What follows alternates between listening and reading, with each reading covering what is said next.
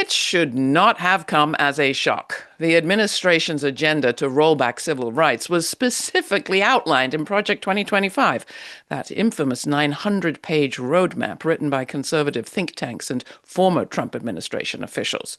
Upon his inauguration, the president immediately began issuing executive orders, ending programs, halting investigations, and appointing anti-civil rights loyalists to key positions in the government.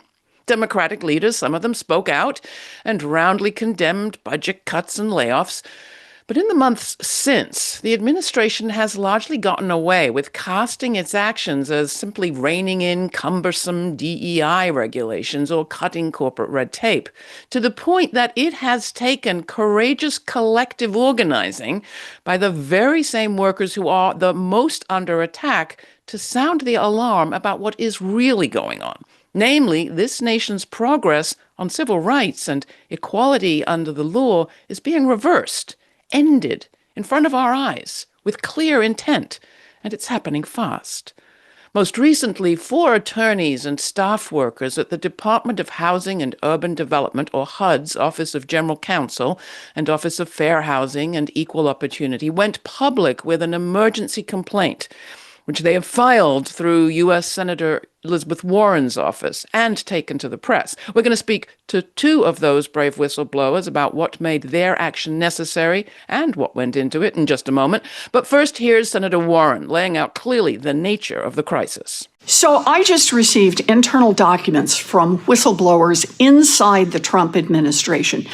And if you buy or rent a home or hoping to someday, you need to hear this. So right now, if you're a mom protecting her kids from living with an abusive father, or if you're getting denied a mortgage because of the color of your skin, you have civil rights protection under U.S. law. But the Trump administration has been systematically destroying these federal protections for renters and homeowners. And now, new internal documents shared with my office from whistleblowers inside the Department of Housing and Urban Development show the extent of the Trump administration's attack on civil rights and show how the administration appears to be ignoring the law. These documents detail how the Trump administration apparently views the office that enforces civil rights protections in housing as a, quote, optics problem. Imagine thinking that defending Black families from being denied a mortgage because they're Black, or protecting a mom and her kids from living with an abusive father is a, quote, optics problem. Imagine thinking that it's an optics problem to help the dad with a bad knee whose landlord refuses to install a handrail on the stairs. The Trump administration is firing and reassigning as many people from the Civil Rights Office as they possibly can. And why?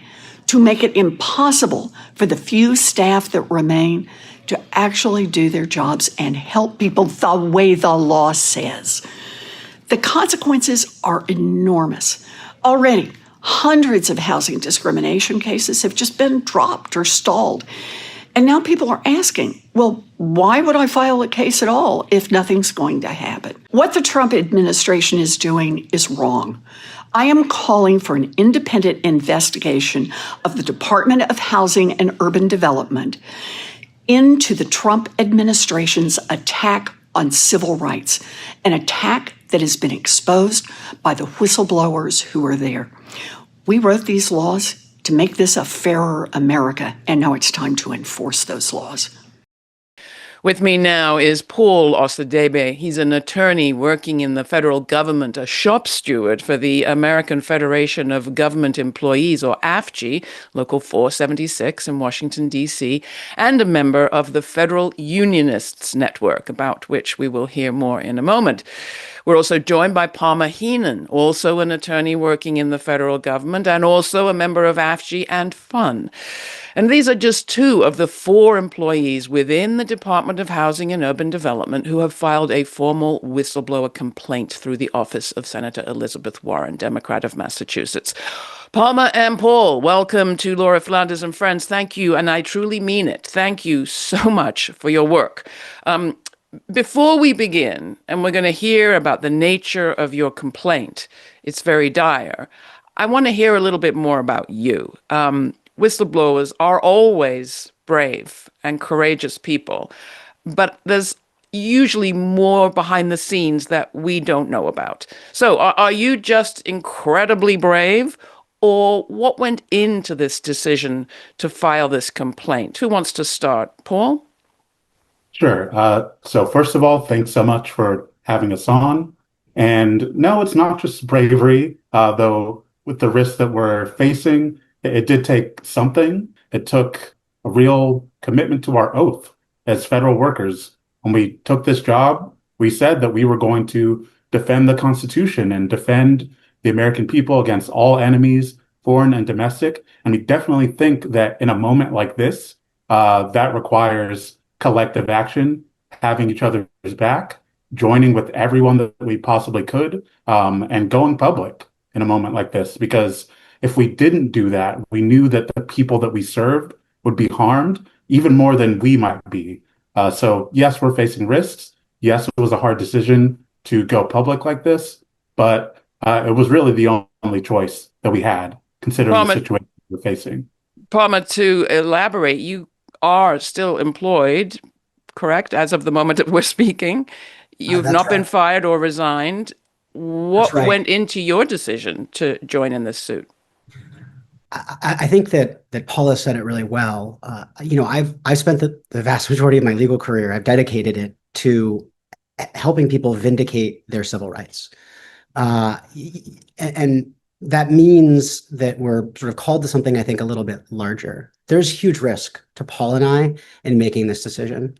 But at the same time, the folks that we're trying to help, the folks that we're trying to bring the cases forward for, are the ones that are also at risk. I mean, the people that we help on a day-to-day basis, they might be on the streets. They might literally be in danger for their lives because their cases aren't being moved forward by our office. And so at the end of the day, if I'm weighing my career versus the life of someone or a child living on the street, I didn't really see it as being a choice. Lay out what are some of the key points in your whistleblower complaint. Elizabeth Warren mentioned some, but which do you think are the most important to you, Paul? It's essentially civil rights enforcement at HUD and throughout the federal government is being dismantled. So if you are someone out there who's renting or trying to buy a home, if you're a veteran with a disability or survivor, or someone who's being discriminated against based on your race or just for having a family or having kids, when you try to go to the government and get help, the only free legal help that you can get that speaks with the voice of the federal government and the American people and the laws that Congress passed to make sure that people have fair access to housing, you're supposed to get help when that happens. And the problem is, at every step of the way, we are being stopped from helping you. So when you come to us with a complaint, that complaint might not even get investigated because of the staffing cuts or because political appointees say that we don't want to look into that type of case anymore. That's DEI now. We're just not going to do that. And or if you urgently need help, it might be a relatively small amount of money. We're supposed to help people settle their cases, and we are supposed to speak to both the person filing the complaint and the person who allegedly discriminated and explain what the risks are and how maybe it's just better if everyone if they just settle the case and we can get people the help that they need without going through the entire legal process, without spending a bunch of money. We're being stopped from doing that because we can't talk to any of the parties. And when we try to conciliate a case, that conciliation could be pulled back, or we might not even have the authority to speak to them in the first place to reach that complaint. And who is making these decisions, Palmer? I think that the level of political interference we're seeing, so these are recently installed political leaders within HUD, are the ones that are making these decisions. Do they And have long histories in housing law? Are they attorneys like yourselves? Some of them are, and some of them aren't attorneys. But the frank fact of the matter is that our office represents the most experienced group of fair housing advocates practically across the country. And in large part, that's because our office was created during the Reagan administration to do this work. During that time, the government decided that there needed to be essentially prosecutors to go after people who discriminate in housing. And as a consequence, they required HUD to investigate cases, and that's our investigative arm, the Office of Fair Housing and Equal Opportunity. And they created our office, the Office of Fair Housing, as essentially the prosecutors. We're the ones that are bringing the fair housing cases. We are the ones that recruit some of the top fair housing advocates across the country, administration in and administration out. There are many people in our office that have served in Republican and Democratic administrations. And that's because housing isn't political, or at least it shouldn't be. But because of the decisions that are being made now, it's become a political issue. And the downstream consequences of that are going to be catastrophic. Is there any part of private law, or is there any private institution that could substitute for what you're doing, Palmer? Absolutely not. And there's a lot of reasons for that. That's not to say that there's not a role for private attorneys. There are many, many good private attorneys out there. The problem is that there are too few to keep up with the enormous volume of cases that are filed with our office. Our investigative arm receives tens of thousands of complaints every year from the public. And we are, as Paul said, a free resource. We've decided as a people in this country that if you've been discriminated against, you get to file a complaint with the government, and the government will, for free and in a neutral way, investigate that complaint. And if those neutral investigators determine that there's reasonable cause to believe that discrimination occurred, the case gets moved to our office and we prosecute that discrimination across the board, beginning to end, for free. And there is not a private institution that does that work, and certainly not one that does it for free. There are some state organizations and nonprofits that supplement the work we do. The problem is that this administration is also attacking those organizations.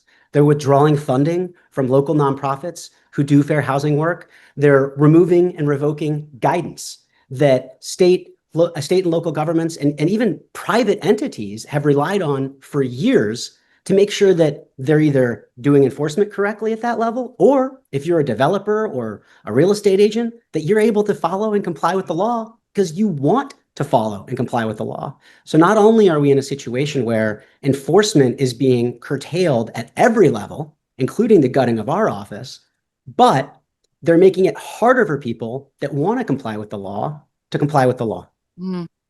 You, as I understand it, Paul, work within the Violence Against Women Act team within HUD, which, forgive me, I didn't even know existed, and perhaps doesn't anymore. What's the work that you do? What's the status of that team today? And what are your concerns there?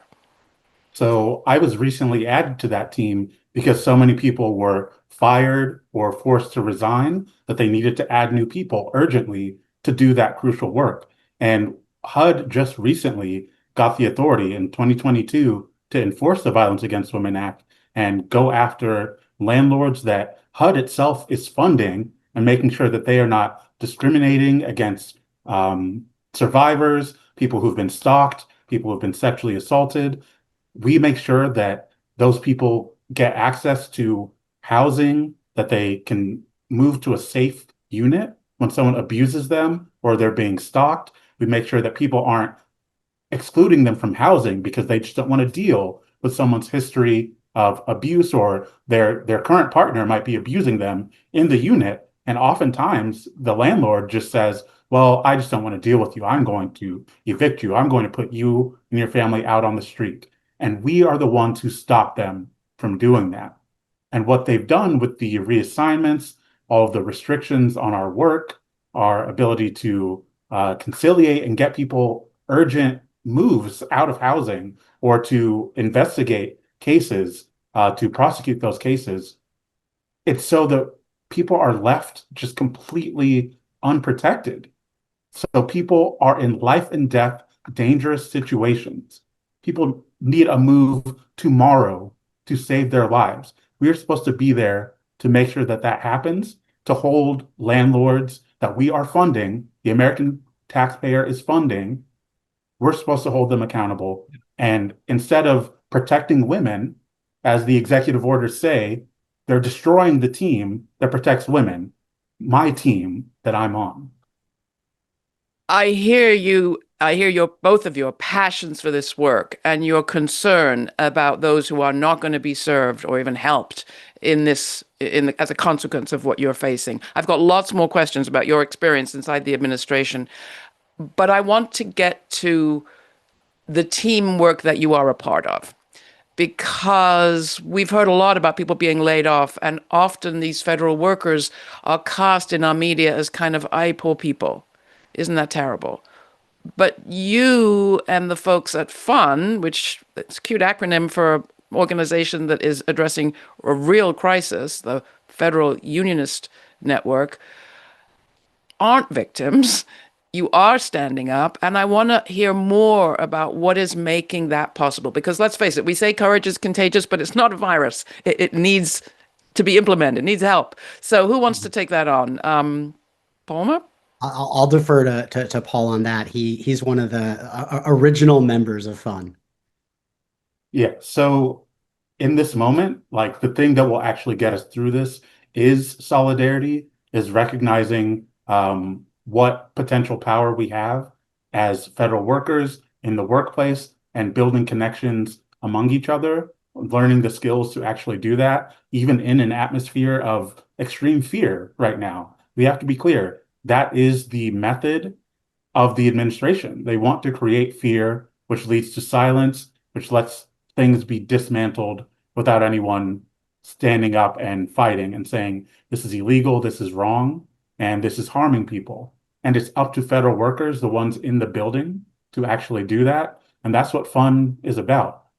We make sure that people know that they're not alone, that there are people who are ready to fight and know how, and that it is our job and our role to not just kind of sit here and take it or just to be apolitical.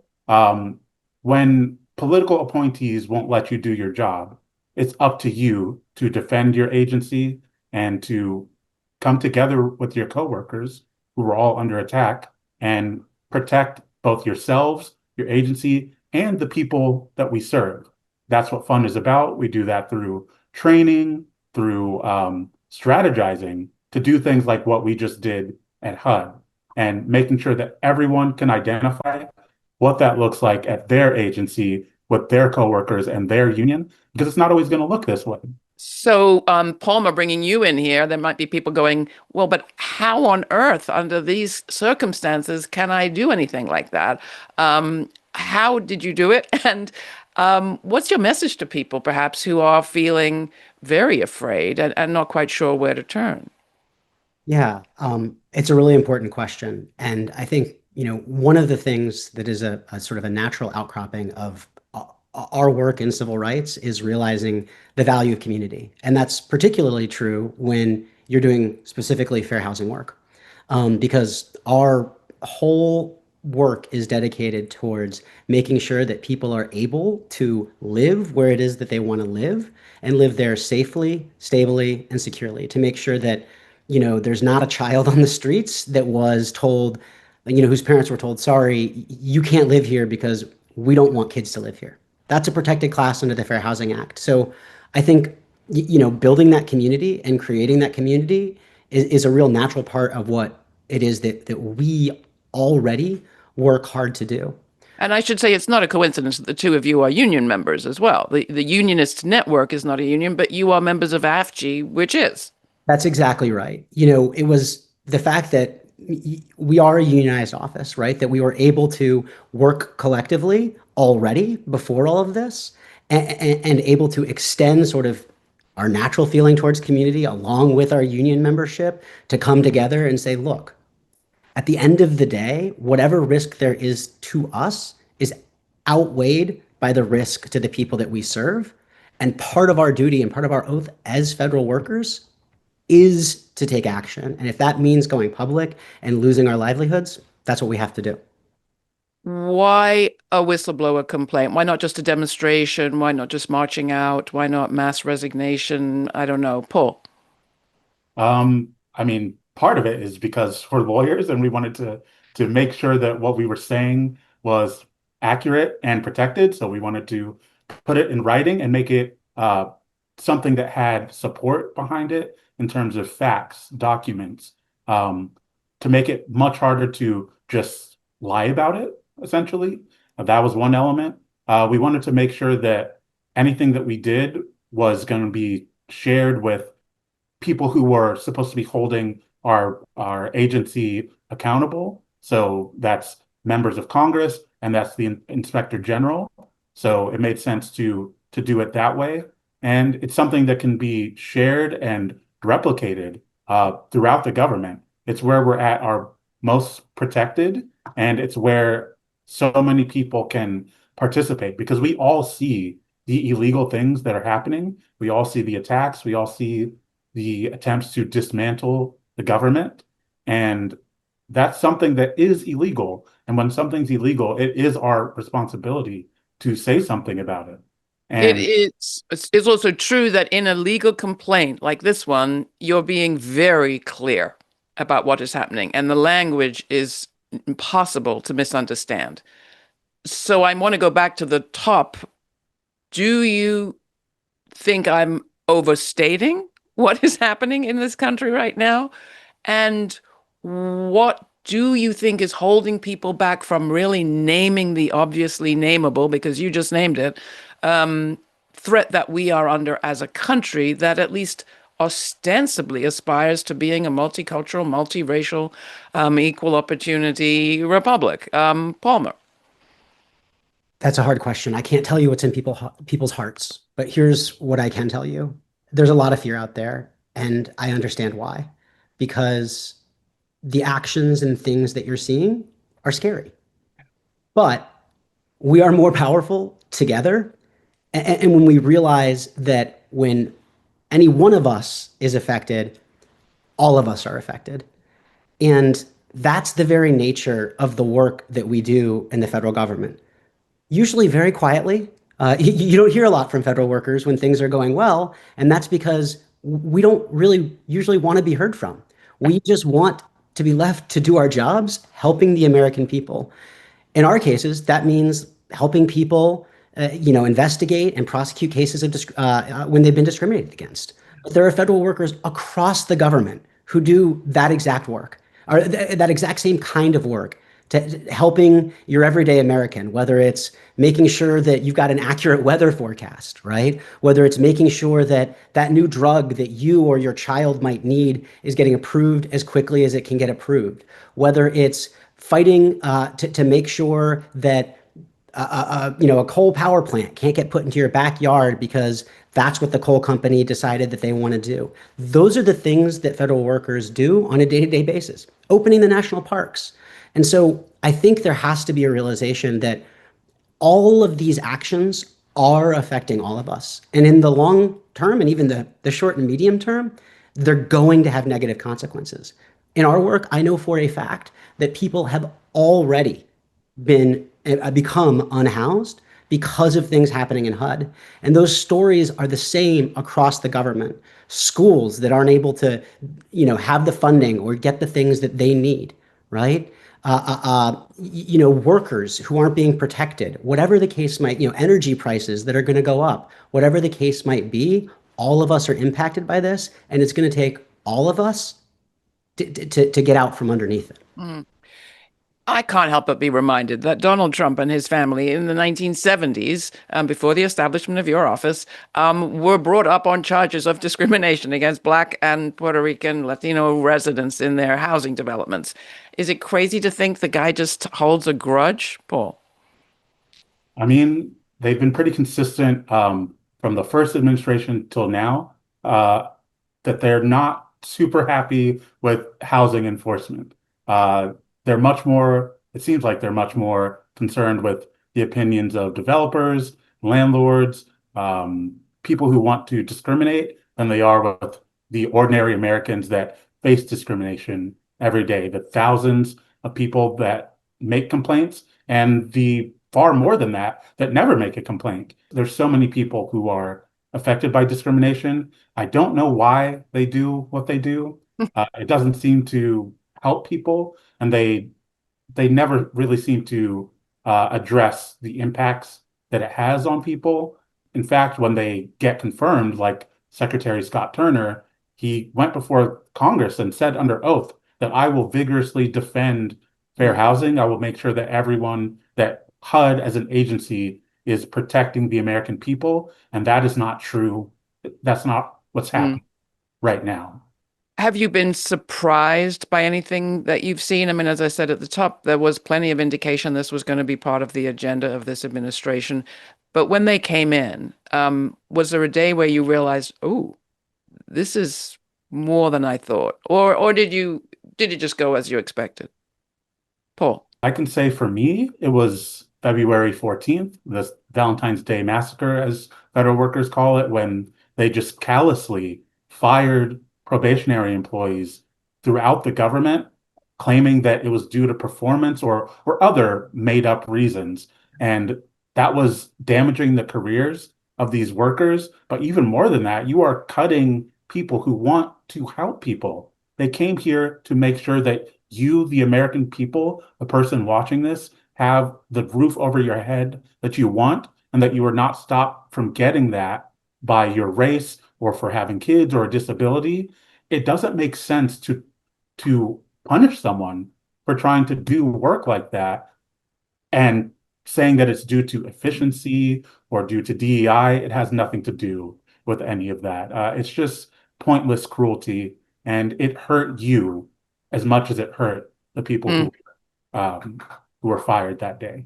Palmer, coming to you, I remember when that February 14th, those layoffs started happening, and I started hearing from people who were not political, were not long-time activists, were, as you are, public servants, very committed, super smart, incredible expertise, dedicated to service. And I wondered, and I wasn't alone in thinking, well, is there a rising tide going to be comprising these people, pulling these people up, involving them in a way that could make a difference? Because this is a whole lot of folks who perhaps haven't been organized, might not be union members, all across the country, could be a pretty potent force. Does FUN allow, well, tell me a little bit about who's in FUN, and can you be employed, not employed? Who's in it? Sure.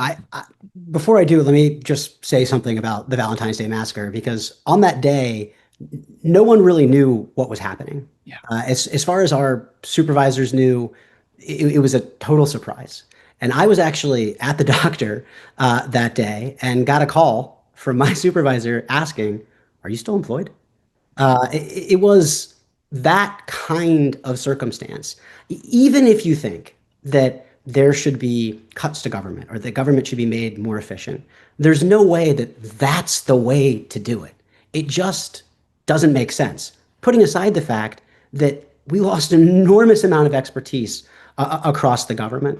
And so, yes, it is really important that folks are aware of organizations like FUN, where people, federal workers, former federal workers, or friends of federal workers can come together and organize and help the American people understand what it is they're losing and the actions that we need people to take to make sure that it's not gone forever. Would you describe yourself as a far left radical? Absolutely not. I would not describe myself as a far left radical. I would describe myself as someone who has spent their legal career trying to help people, regardless of their politics, get help when they've been discriminated against. And that means if you've been discriminated based on any of the protected classes under the Fair Housing Act, that means if you've been discriminated against because of your religion, your race, your color, your sex, your national origin, because of disability status, there are so many protected categories in the Fair Housing Act. Every American is protected by the Fair Housing Act. And so in my work, politics don't matter. What matters is somebody comes to me, I investigate their case, and if there's reasonable cause to believe discrimination occurred, I go after the one that hurt him. Because in this country, we don't allow that. or at least we didn't allow that.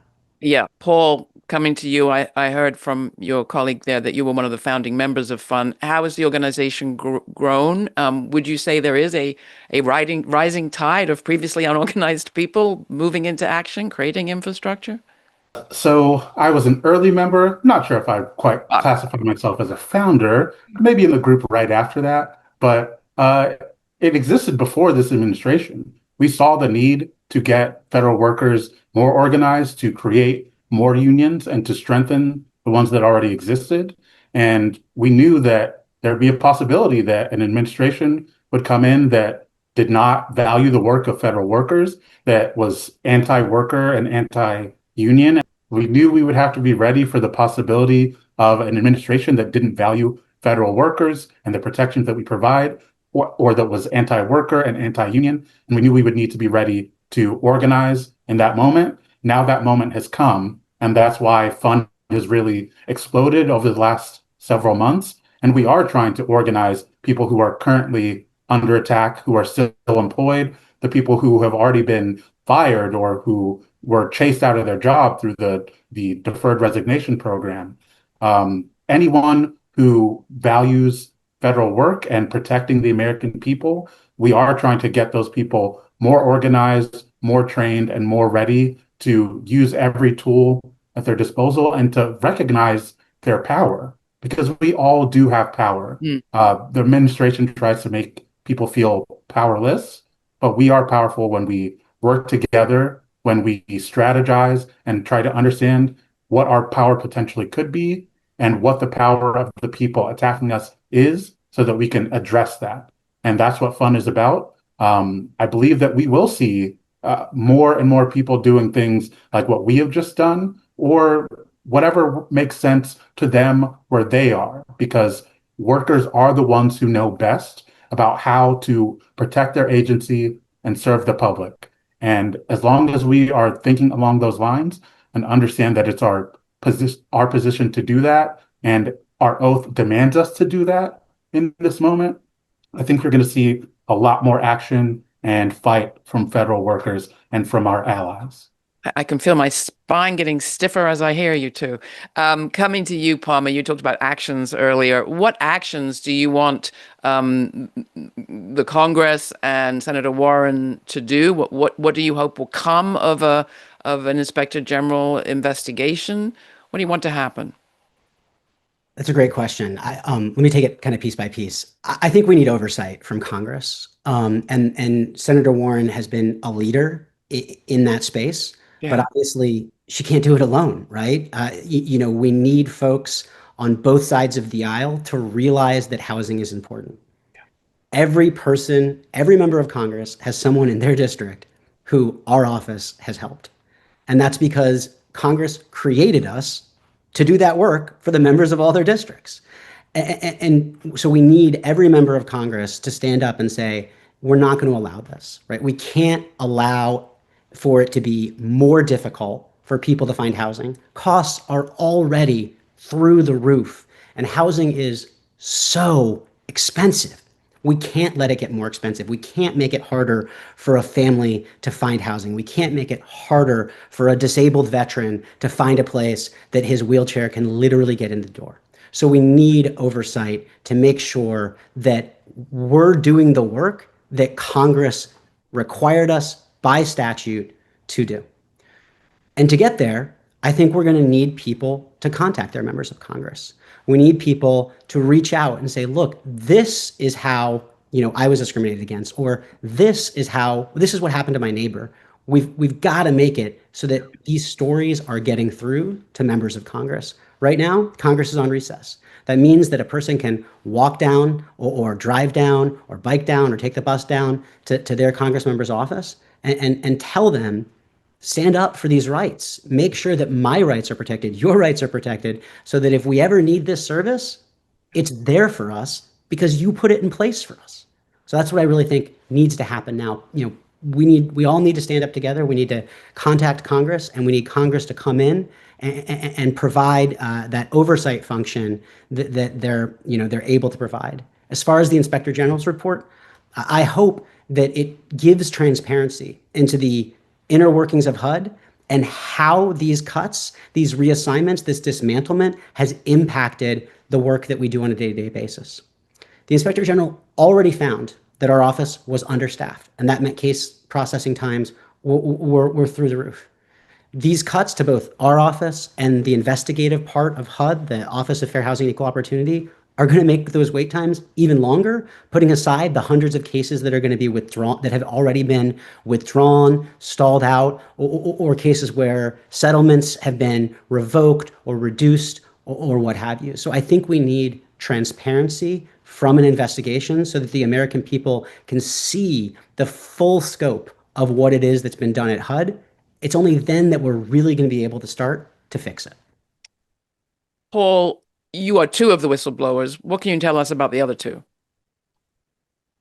I can tell you that they're just as committed to fair housing and civil rights as we are. It was a hard decision whether to sign on to the complaint at all or to go public. And I knew that it made sense for me to do it because of my the way that I look at things and my situation in life. It did make sense for everyone to go public, but it was really important for some of us to do it to cut through the atmosphere of fear and to show people that when you speak out, people will support you. You're not going to be alone.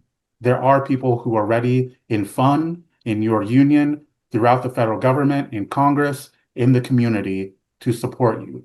And that's what we were thinking when we decided to go public. And fun, you just mentioned your union, AFG, Federal Government Employees Union, work together in certain ways, but they're different in certain ways. We haven't talked about the attacks that the union itself is under in this moment. Do you want to add anything on that front, Paul? Yes, absolutely.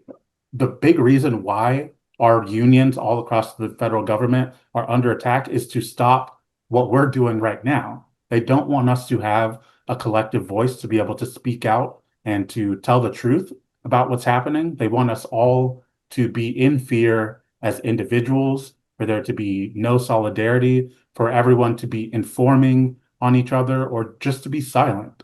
And the opposite of silence and being alone is solidarity. And that's what a union is about. That's exactly why they can't allow it to stand.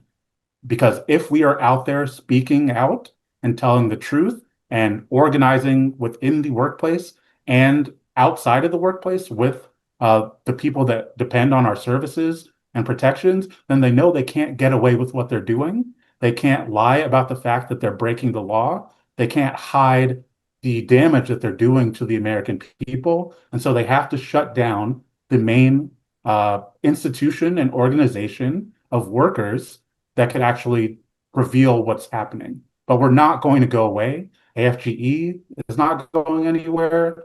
Fun is not going anywhere. We are going to be here to continue telling the truth because that's what we signed up to do when we took these jobs.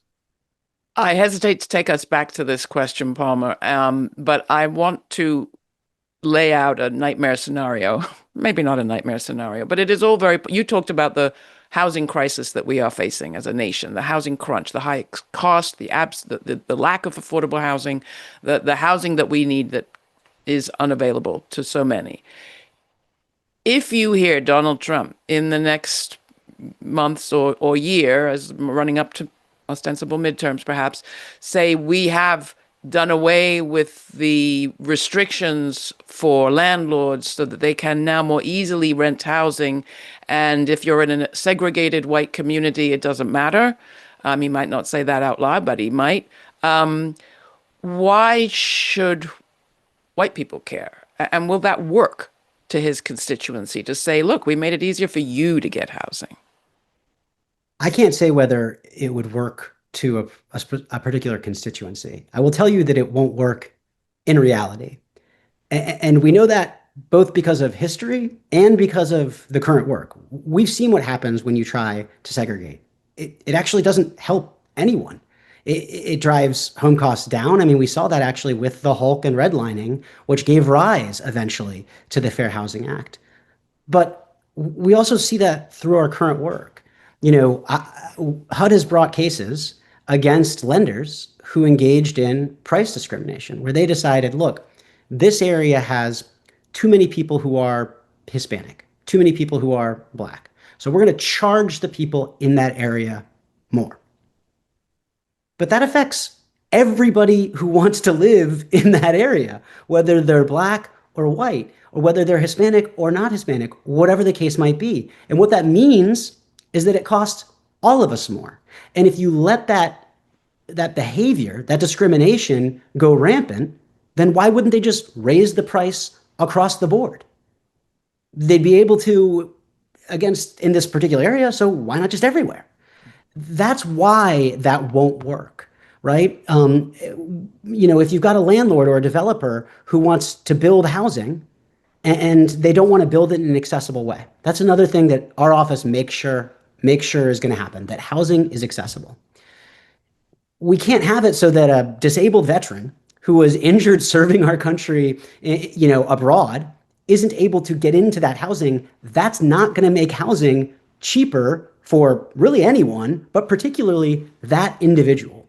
So if we want housing that is available across the board, if we want to tap down on mortgage costs, rental costs, the solution is to make that housing more available, to increase the market for that housing so that landlords aren't able essentially to do, or developers aren't able to essentially do, or banks, whatever it is they want. That's what our office does on a day-to-day basis. We put money back in people's pocketbooks. We make sure that somebody with a disability is able to physically get in the door of properties, that families with children aren't banned and have to pay more for housing, pay more for worse housing elsewhere just because they have kids. Yeah. So if that's what ends up happening, that may appeal to some people, but at the end of the day, it's not going to help anybody in actuality or in the sort of more abstract sense that when one of us is harmed, all of us is harmed with respect to our civil rights. Well, as somebody who grew up, whose father was in a wheelchair, and I'm very glad we could get into a house and had somewhere to live and wasn't discriminated against. I hear you. Important point. I want to end by asking the two of you the question that we close all of our episodes with, and that is what you think is the story the future will tell of this moment. If you look forward, I don't know, pick your date, whether it's 10, 20, 25 years, what do you think is the story the future will tell of us now? Palmer. It's a great question. Let me tell you the story that I hope the future will tell, because I think that's important in this moment, that we are able to look forward and see a path. Because I hope that the story the future will tell is the story of people coming together and realizing that we can make our society better by making it more equal.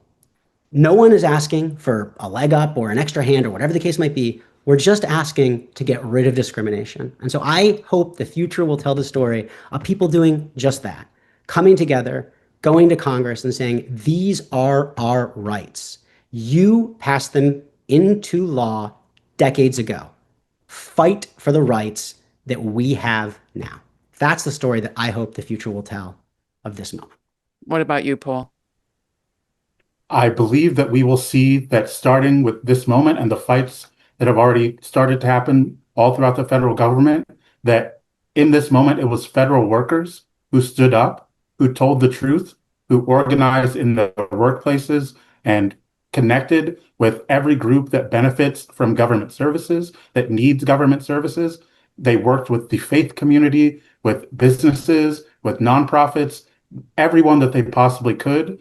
And they talked about the importance of federal work, and they redefined what it means to be a federal worker.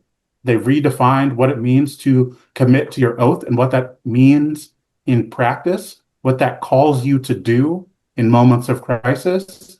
And I believe that we're going to see that through fun, through our unions, through just individual workers, offices, and people all across the government, that we came together to defend a fair society, and create a society that actually works for, cares about, protects, and values everyone in this country, no matter what.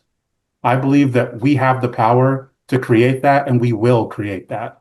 All But right. it takes organizing and it takes solidarity.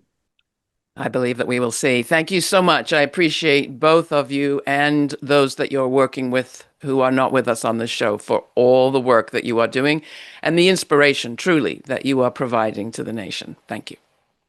Thank you. Thank you.